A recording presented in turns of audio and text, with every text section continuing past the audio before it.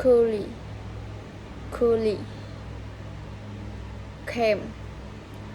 cooking, bike, cap, sick, sing, socket, socket, socket,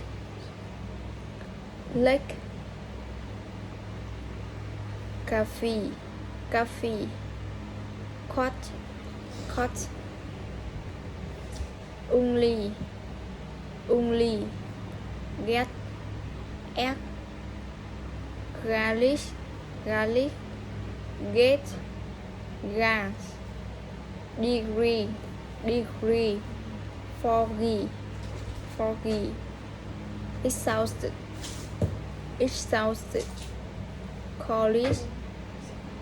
he got a new bike, he caught it on ye, my colleague is making egg for dinner.